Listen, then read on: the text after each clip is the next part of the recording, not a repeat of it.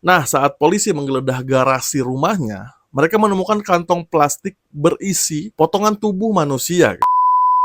Yes, welcome guys. Thank you yang udah klik video ini. Yang belum subscribe, bisa langsung subscribe dengan cara klik tombol subscribe di bawah. Jangan lupa like dan share kalau kamu suka video yang kayak gini. Oke gengs, karena bertepatan dengan bulan penuh kasih sayang, aku bakalan bahas tentang sesuatu yang terjadi di hari Valentine. Tapi kali ini tuh berbanding terbalik dengan makna sebuah Valentine. Bukan sukacita atau kebahagiaan, melainkan malapetaka 14 Februari. Ini adalah sebuah kisah seorang wanita yang nyawanya direnggut secara tragis di hari Valentine. Jadi nggak usah lama-lama lagi guys, enjoy the video, ini dia ceritanya.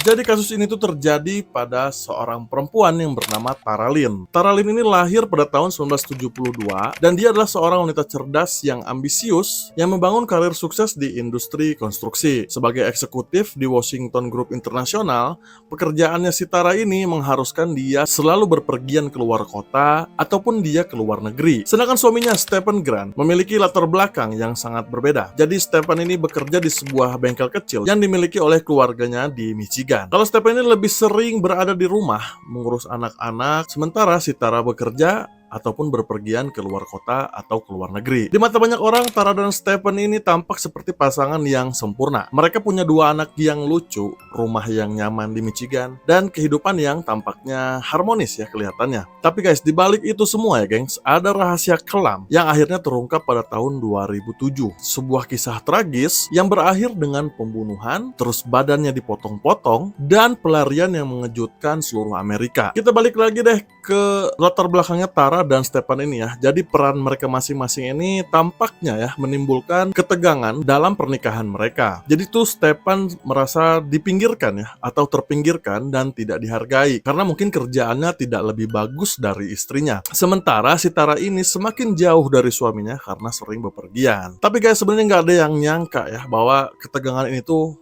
akan berujung pada sebuah tragedi yang ngeri banget dan besar banget.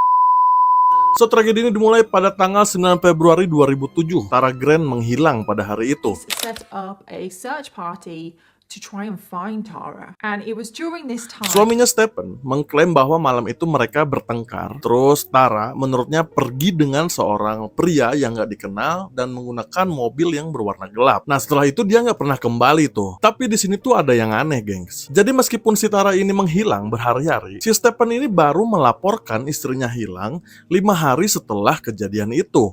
Jadi si Stephen ini baru melaporkan istrinya hilang di tanggal 14 Februari 2007. Nah, dari situ tuh udah mulai aneh ya. Kalau misalnya dia nyariin istrinya dan si istrinya ini pergi bukan untuk bekerja atau bukan tugas dari kantornya, harusnya dia tuh nyari dong kalau istrinya nggak pulang-pulang.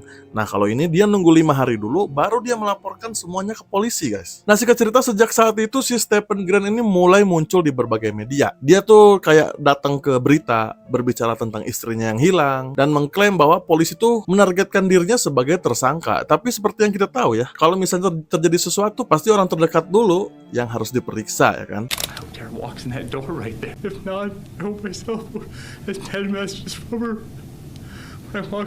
Nah, pas si Stephen ini lagi sibuk-sibuk nih datang ke berita, datang ke media, di situ tuh polisi tuh melihat ada yang mencurigakan dari si Stephen guys. Jadi kayak cara bicaranya Stephen, terus gimana gerak-geriknya Stephen, bahkan sesekali dia tuh terlihat kayak membela dirinya dibandingkan seorang pria yang sedang mencari istrinya gitu. Jadi kayak nggak tulus aja dia bicara depan kamera tentang istrinya yang hilang dan nggak menunjukkan kekhawatiran kalau misalnya istrinya tuh lagi hilang gitu.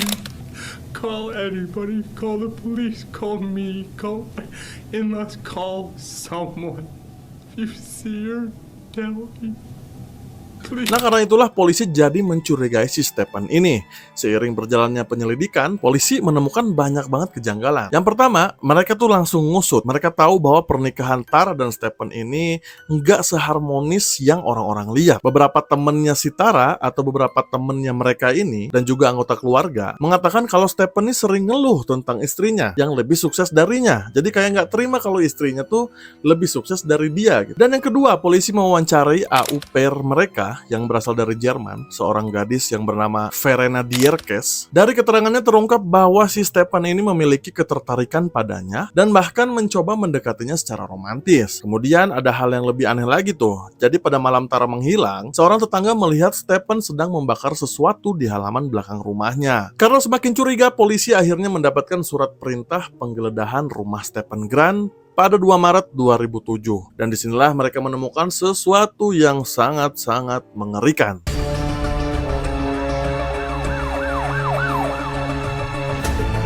Jadi karena udah keluar tuh surat penggeledahan, polisi langsung menggeledah rumahnya Stefan Grant. Nah, saat polisi menggeledah garasi rumahnya, mereka menemukan kantong plastik berisi potongan tubuh manusia. Setelah diuji, potongan tubuh itu dipastikan milik Tara Grant. Saat polisi menemukan tubuh ini atau bukti ini, Stefan Grant tuh tiba-tiba menghilang. Dia melarikan diri ke Wilderness State Park ya. Jadi mungkin pas polisi datang tuh dia terima tamu atau terima polisinya terus langsung cabut aja gitu. Karena dia udah tahu dia bakalan kena. Nah, dia lari ke State Park tadi ya, sebuah kawasan hutan di Michigan. Polisi segera melakukan pencarian besar-besaran pastinya. Nah, setelah melakukan pengejaran besar-besaran guys, 2 hari kemudian polisi akhirnya menemukan Stefan Grant di dalam hutan dalam keadaan hampir membeku karena hipotermia. Setelah dirawat di rumah sakit, Stefan akhirnya mengakui semuanya. Ia mengatakan bahwa pada malam 9 Februari, ia dan Tara tuh bertengkar hebat. Si Tara ini mengkritik si Stefan karena tidak memiliki kerjaan atau tidak bekerja dan hanya tinggal di rumah katanya. Nah, dalam kemarahan, akhirnya kesel si Stefan digituin, dia tuh langsung nyekik si Tara hingga tewas di kamar tidur mereka. On the floor, and then she said something like, "That's it. I'm gonna take kids. You're gonna be homeless. You're a piece of." I choked her. I grabbed her neck and choked her. She finally grabbed my hand at one point, but it was too late. I couldn't stop her. And I wrapped something, a belt around her neck. I think it was my brown leather belt. And I knew I couldn't carry her, so I wrapped that around her neck and I used it to basically pull her down the stairs, dropped her. It was the most disgusting noise. It just sounded like dropping a watermelon on the cement. I knew then that I had killed her. I cut Tara's hands off, and I cut to the next joint, and the next joint. And then I just told myself, look, if you don't do this, you're going to prison for the rest of your life. The sled took off, and now I'm chasing after this sled that has my wife's cut up body in it, down a hill. And I finally got it stopped when it fell over and it broke. And all these pieces have now fallen over. Nah, setelah semuanya terjadi guys, ketakutan mulai menguasai si Stefan tuh. Dia nggak tahu harus berbuat apa. Jadi dia ngebiarin aja tubuhnya si Tara itu tergeletak di kamar tidur selama lebih dari 1 hari di tempat yang sama dengan kedua anak mereka yang masih kecil. Jadi dibarengin gitu ya. Nah, barulah keesokan harinya dia membawa mayat si Tara ini ke bengkel keluarganya. Nah, di bengkel itulah si Stefan menggunakan gergaji untuk memutih tubuh istrinya menjadi beberapa bagian, lalu membuangnya di berbagai lokasi di Stony Creek Metro Park. Nah guys, setelah pengakuannya, si Stefan ini langsung diadili atas tuduhan pembunuhan tingkat 2 dan si mayat. Pada Desember tahun 2007, ia dijatuhi hukuman antara 50 hingga 80 tahun penjara. Sebuah hukuman yang memastikan kalau dia tuh nggak akan pernah bebas lagi dalam waktu dekat.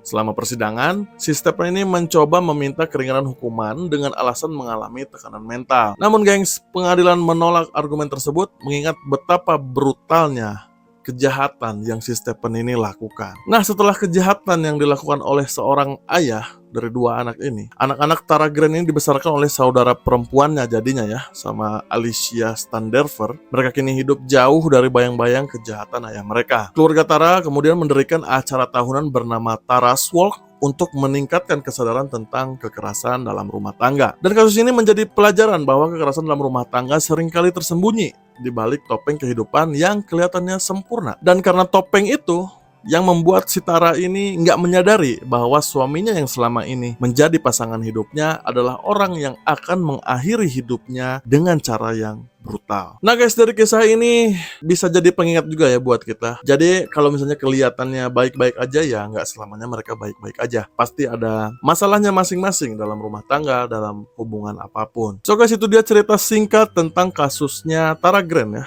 atau kasusnya Stephen Grant yang terjadi di hari Valentine. Nah, harusnya mereka membagi kasih sayang, tapi nyatanya Tara harus mati di tangan pasangannya sendiri. Tulis di kolom komen kalau misalnya kalian punya kasus yang lebih mengerikan dari ini, biar kita bahas di video selanjutnya. Jangan lupa like dan share, ataupun subscribe video ini biar semakin berkembang. Semoga video tadi bisa nambah informasi kalian meskipun cuma 0,1% dari informasi yang ada di dunia ini. See you on the next.